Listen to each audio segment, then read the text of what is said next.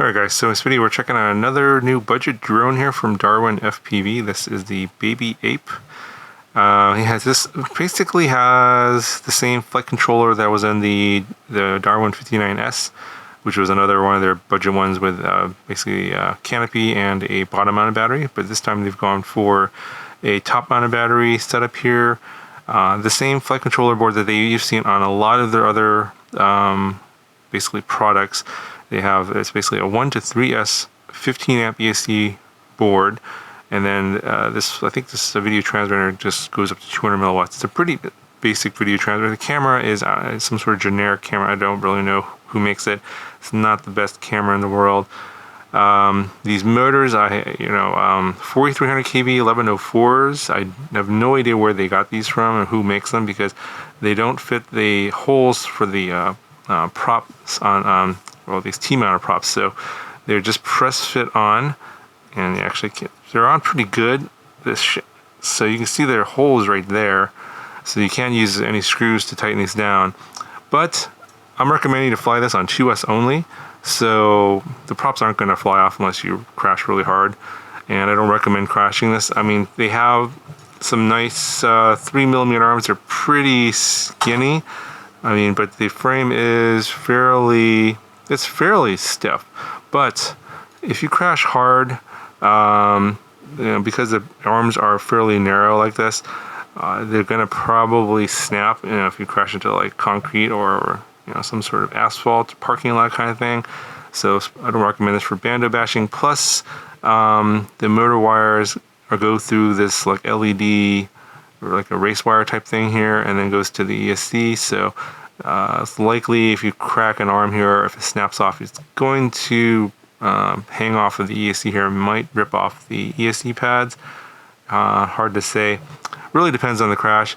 This doesn't really weigh a whole lot, so it's not really going to take a lot of damage if you do happen to crash this. But I don't really recommend this for beginners, even though it is really cheap. Ultimately, I just don't know how well this is going to handle some pretty bad crashing. And the components on here are, they're budget, they're low end. There's, I'm not really sure how durable they are going to be in the long run. This is mainly for people that just want something like an extra thing to fly around, kind of cruise around, and just for something for, not spending a lot of money. So this does come only as a plug-and-play version. They don't sell any receiver versions, so you have to add your own receiver. The boxes come with a manual for the flight controller, and I just I think I installed it on UR2. I'm using an Express LRS receiver here in the back, kind of tucked away. You can barely see it. And a good thing to know is that this flight controller does not have that problem with the Express LRS receivers going into bootloader mode on power up. So at least on that UART it didn't have that problem, and that's the only UART for the receiver on this particular flight controller. So if you're using Express LRS for this model, you won't have any issues with that or trying to find a alternative UART for that. Alright, so this is how much it weighs, about 72 grams, and with the 2S520 coming in at just a hair over 100 grams. And as you can see here, it's top mounted battery. It comes with these rubber bands. I think it comes with a couple extra spare rubber bands, and this battery pad grip here on the top, it is kind of peeling off a little bit. But yeah, this is it's a budget quad. It's about 60 something, 60, 70 in there somewhere. Price might vary depending on when you're watching this video. Could be more, could be less.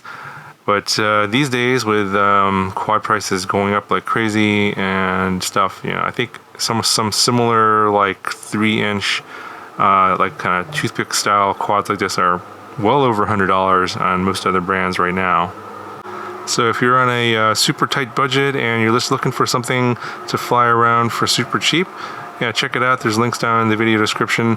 I don't know if this one's going to be showing up on PyroDrone. Sometimes they do, sometimes they don't. Not all of their models do.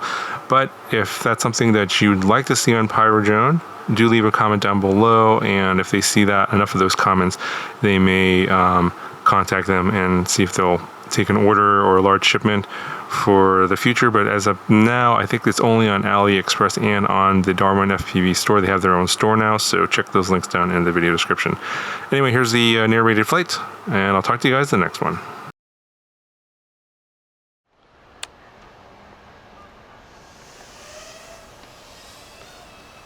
Alright, so I'm going to fly it close again. You can barely hear it. It's very, very quiet.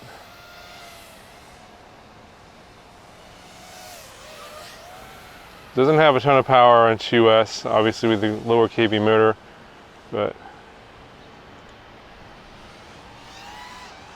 not sure if you want to be crashing this too much. You can get it to go fast. I don't think they'd put any kind of special PID tune on here. But I think it's just a basic Betaflight defaults. It seems to fly pretty well on this 2S battery for some pretty budget low-end components on here. It's not bad. The camera here is not good. The highlights are way blown out, at least on my view. Can do some flips and rolls and stuff, certainly. But I don't think this is going to be an acro monster by any means. And probably want the other one, the Darwin 59S, if you want to be doing racing. That'll be a bottom-mounted battery. This probably could carry a Insta360 Go 2 or Peanut. Seems like it has enough power, but it's not going to be able to do much of anything.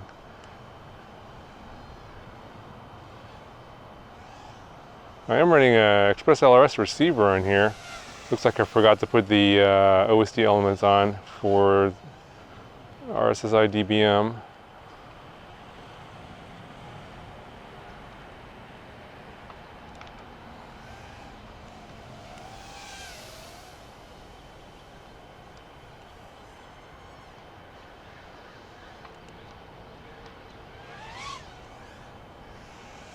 Yeah, it's not bad on 2S.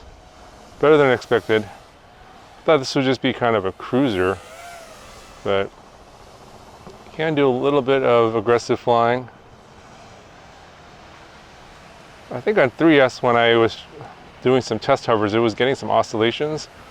So I don't recommend 3S on here, although the flight controller can handle it. You're going to probably have to do some PID tuning to get it to work on 3S.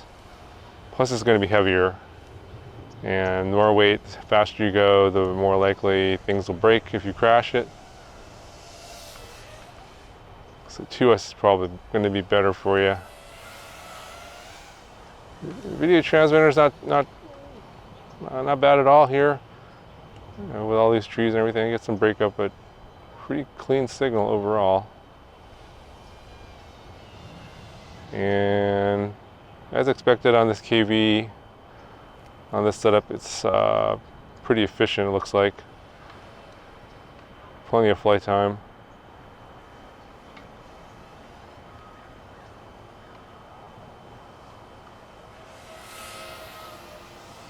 But I can hear that it's slowing down already here as the voltage drops. So it's 520 2S. Probably, I'm guessing, yeah, around, I think a 5-minute flight should be doable. Let's see if I can squeeze out another 1 minute here. So this is like a park flyer type, not for crashing. But if you're on a budget, you just want to take it easy and cruise around, this is not a bad buy for the money. I think it was around 60 something.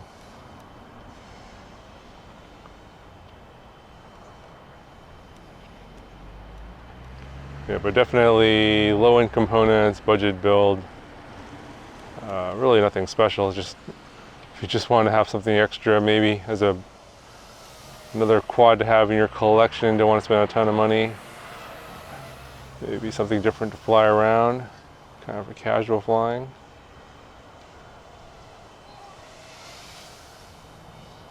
Yeah, still 7.1 volts, pretty good, 5 minutes. I'll bring it on in now. Let me know what you guys think.